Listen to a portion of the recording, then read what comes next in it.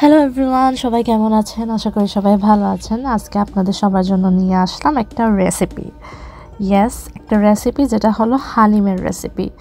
So আমি specially এই রেসিপিটা ভিডিও করতেছি আমার আম্মুর জন্য এবং আমার মার জন্য, মানে আমার মাদার ইন লর জন্য, বিকজ ওরা দুজনই অনেকবার আমাকে আস্ক করছে যে কীভাবে তুমি হালিম বানাও, আমরা হালিম ওই রকম বানাতে পারি না। সো যার জন্য আমি ভাবলাম একটা ইউটিউব ভিডিও করি, যেহেতু ওরা রেগুলার আমার ভিডিওগুলো দেখেন। সো আজকে ওদের জন্যই স্পেশালি ভিডিওটা করা, আর আপনারাও দেখতে পারবেন। সো আমি এখানে ফার্স্টে রাঁধুনির হালিম প্যাকেটের যে একটা ডাল এবং শস্যর যে মিশ্রণটা আছে সেটা আমি গরম পানিতে ভিজিয়ে রাখতেছি, like almost half an hour অথবা 1 আওয়ার আগেই। সো আমি একটু একটু করে এখানে গরম পানি ঢালতেছি। গরম পানি একেবারেই ঢালবেন না, গরম পানিগুলো একটু একটু করে দিয়ে দিবেন। এবং এরকম আমি দেখতে পারতেছেন যেরকম আমি একটু একটু করে গরম পানি দিতেছি, দিয়ে আমি প্রায় 2 থেকে 3 কাপের মতো, লাইক আপনারা আন্দাজ করে দিবেন যে এরকম 2 থেকে 3 কাপের মতো, যেরকম আমার ভিডিওতে দেখা যাচ্ছে সেরকম অ্যাটলিস্ট হতে হবে পানি করে আপনারা ভিজিয়ে হালিমটাকে রান্না করবেন। লাইক এটা সোক হতে হতে আপনার হাফ অ্যান আওয়ার অথবা 1 আওয়ার লেগে যাবে। সো এখানে আমি হালিমের মিশ্রণটা ভিজিয়ে রেখেছি এবং এই সাইডে আমি এখানে আমার পাতিলে আমি তেল গরম করে একটু হালকা আমি আমার পেঁয়াজগুলো ঢেলে দিছি। তারপর এখানে পেঁয়াজ একটু ব্রাউনিশ টাইপের হওয়া পরে অথবা লাল টাইপের হওয়ার পরে আমি এখানে আমার মাটনটা দিয়ে দিচ্ছি। আমি আজকে মাটন হালিম রান্না করতেছি। আপনারা চাইলে বিফ অথবা চিকেন অথবা মাটন, আপনাদের ফেভারিট, আপনারা যে মাংসের হালিম রান্না করতে চান সেটা করতে পারবেন। সো আমিও বিফের করতে চাচ্ছিলাম, বাট আনফর্চুনেটলি আমার ফ্রিজ থেকে আমি মাটনের প্যাকেটটা বের করি, যেটা সামনে রাখা ছিল। সো ইটস ওকে, মাটনের হালিমটা অনেক স্বাদ হয়েছিল। সো তারপর এখানে রাঁধুনি হালিম প্যাকেট মশলাতে আরেকটা ছোট প্যাকেট থাকে, সেটা হচ্ছে মশলার প্যাকেট। সো সেই মশলার প্যাকেটটা আমি ঢেলে দিই এবং এখানে আমার আম্মুর সাথে আমি ভিডিও করে কথা বলতেছিলাম এবং ওনাকে বলছিলাম তোমাকেও ইউটিউবের ভিডিওতে পোস্ট দিব, আর উনি না করতেছিলেন। সো তারপর আমি ওইদিকে রান্নাও করতেছিলাম, আর এখানে আমি দেখতে পাচ্ছেন আমার মাটনটা আফটার লাইক 10 মিনিটস এটা একদম একটু রেড টাইপ হয়ে গেছে। সো মাটনটা একটু সিদ্ধ হওয়ার পর হালকা পাতলা আমি এখানে আমার রাঁধুনি হালিম মিক্সের প্যাকেটে যে মশলাটা সেটা আমি ঢেলে দেব।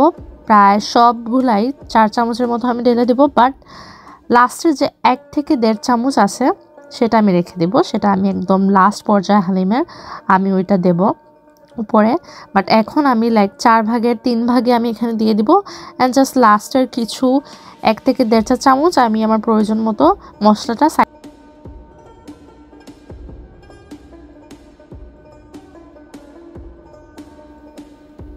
আরেকটা জিনিস আপনাদেরকে বলে দিই,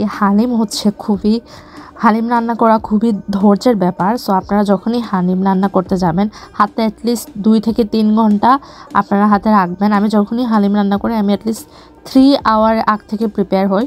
আমার 3 ঘন্টা আমি অ্যাটলিস্ট রাখি হালিম রান্না করার জন্য, বিকজ এটা আপনি যত লং টাইম কুক করবেন ততই খেতে মজা লাগবে।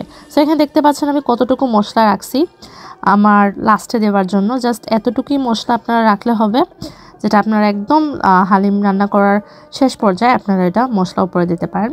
সো আমার বাকি মশলাগুলো আমি এখানে দিয়ে দিচ্ছি এবং দিয়ে এটাকে ভালো করে মিক্স করতেছি। তারপর আফটার লাইক 20 to 25 মিনিটস দেখতে পাচ্ছেন এটা ছিল আমার মাংসের কালার এবং মাংসটা একটু পানি ছাড়ছিল, যেটা আমি চাচ্ছিলাম। আমি এখানে খুবই কম এক্সট্রা পানি ইউজ করছি, বেশি পানি ইউজ করিনি। বাট মাস্ট শিওর দ্যাট যখনই আপনারা পানি ইউজ করবেন পানিটা গরম পানি হতে হবে, বিকজ এটা মাংসটা খুবই তাড়াতাড়ি টেন্ডার করে ফেলে। আর এখানে আমি 1 চা চামচ আদা এবং 1 চা চামচ রসুন বাটা দিতেছি।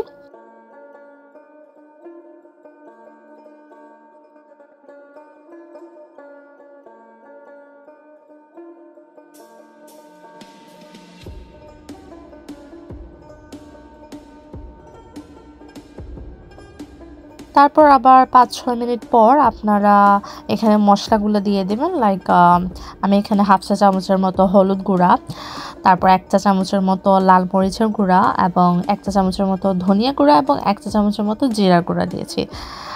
রাঁধুনি প্যাকেট আপনারা নিশ্চয়ই কালেকশন করতে পারেন। রাঁধুনি প্যাকেটের যে মশলা সেটাতে সব ধরনের মশলাই দেওয়া থাকে। তারপর আমি অলওয়েজ প্রিফার করি এখানে কিছু এক্সট্রা মশলা অ্যাড করা, তাহলে আপনার হালিমের রান্নার যে স্বাদটা সেটা অনেক বেশি বেড়ে যায়। সো আমি এখানে যতটুকু আমার মাংস ততটুকু পরিমাণে বুঝে বুঝে মশলা লাইক চামচটা দিই।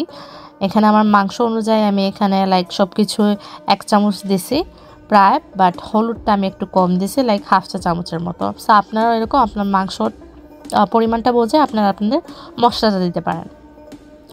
তারপর আমি আফটার 20 মিনিটস পর আবার ফিরে আসলাম, আর এখানে দেখতে পাচ্ছেন আমার মশলাগুলো একদম মাংসের সাথে মিশে গেছে। তো তখন আমি যখন মাংসটা একটু পানি ছাড়ছে এবং তেলটা একটু উপরে ভেসে উঠছে, তখন আমি এখানে দিয়ে দেব একটু গরম পানি।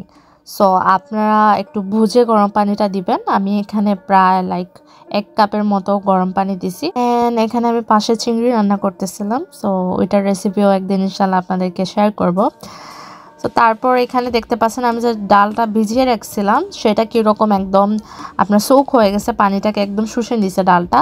সো তারপর আমি এখানে প্রায় 40 থেকে 50 মিনিট পর ভালো করে মাংসটা সিদ্ধ হওয়ার পর আমি সম্পূর্ণ ডাল এবং শস্য যে মিশ্রণটা আছে যেটা আমি গরম পানি দিয়ে ভিজিয়ে রাখছিলাম সেটা আমি এখানে দিয়ে দেব এবং এটা ভালো করে মিক্স করে নেব।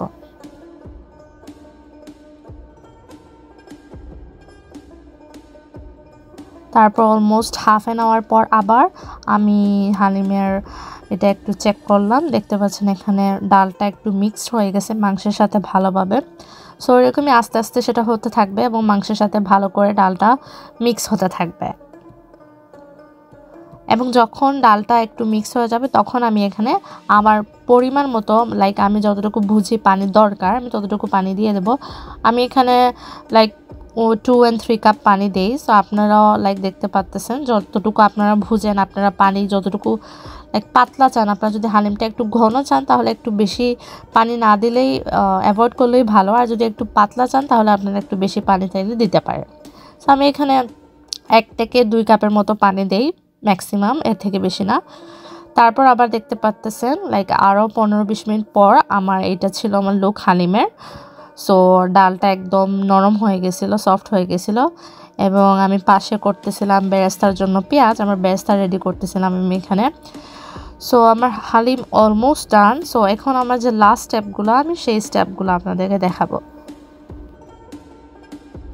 সো এখানে আমি যেটা করব সেটা হচ্ছে যে আমি আমার লাস্টে যে ওই যে মশলাটা রাখছিলাম হালিম রাঁধুনি হালিম মিক্সের মশলাটা, ওই মশলাটা 1 চা চামচ মানে পুরোটাই আমি এখানে উপরে দিয়ে দেব এবং এটা দেওয়ার পর আমি এখানে দিয়ে দেব আমার বেরেস্তাগুলো।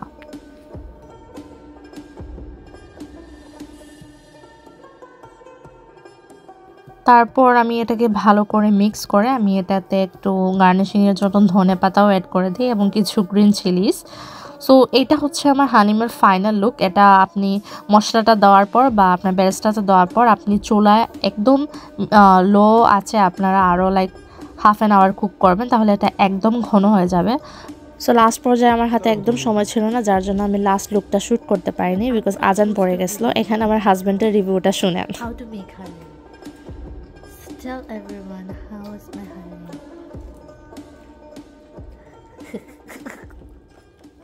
তোমার খানিতে লেজেন্ডরা এমনি বুঝে নেবে। লেজেন্ড